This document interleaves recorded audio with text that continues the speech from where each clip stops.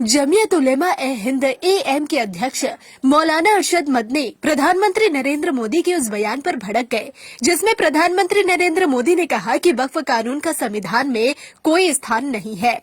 रविवार को उन्होंने पटना में आयोजित संविधान बचाव एवं राष्ट्रीय एकता सम्मेलन में कहा कि कल को तो PM मोदी रोजा, नमाज, जकात और हज पर भी प्रतिबंध लगा देंगे।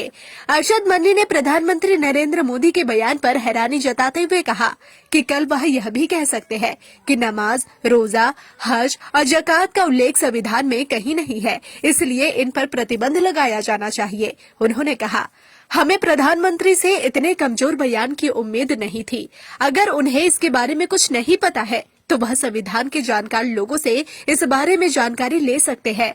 अरशद मदनी ने दावा किया कि वक्फ संपत्तियों को नष्ट करने और जब्त करने का रास्ता साफ करने वाला यह विधेयक अगर संसद में पेश किया गया तो जमीयत हिंदू, अन्य अल्पसंख्यकों और सभी धर्मनिरपेक्ष विचारधारा वाले लोगों के साथ मिलकर देश भर में इसका विरोध करेगी।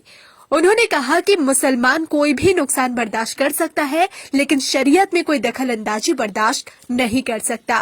उन्होंने कहा कि प्रधानमंत्री को पता होना चाहिए कि वक्फ इस्लाम का भिन्न अंग है और इसका उल्लेख हदीस में मिलता है, जो हमारे पैगंबर द्वारा कहे गए शब्द है।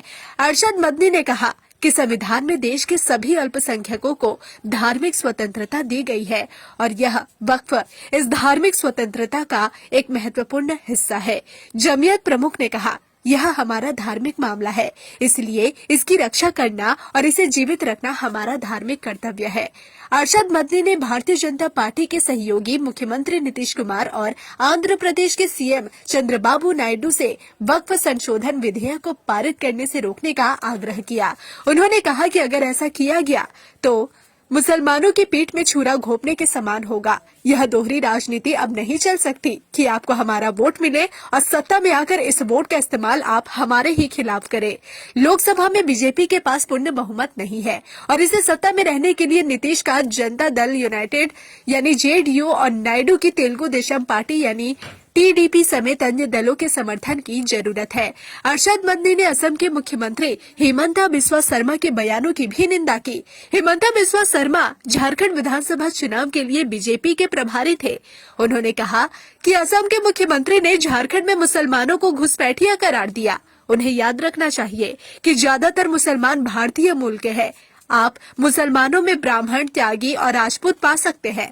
अरशद मदनी ने झारखंड में बीजेपी की हार का जिक्र करते हुए कहा कि जो लोग नफरत फैलाने की कोशिश कर रहे थे उन्हें हार का सामना करना पड़ा और यह ऊपर वाले की कृपा है, इसमें कोई संदेह नहीं है।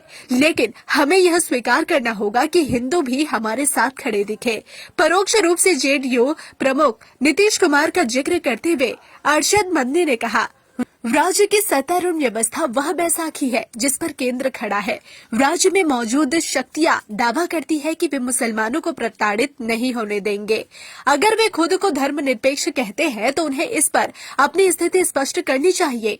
यदि वे विचलित होते हैं तो मुस्लिम समुदाय को यह निर्णय लेना होगा कि उन पर और भरोसा किया जाए या नहीं।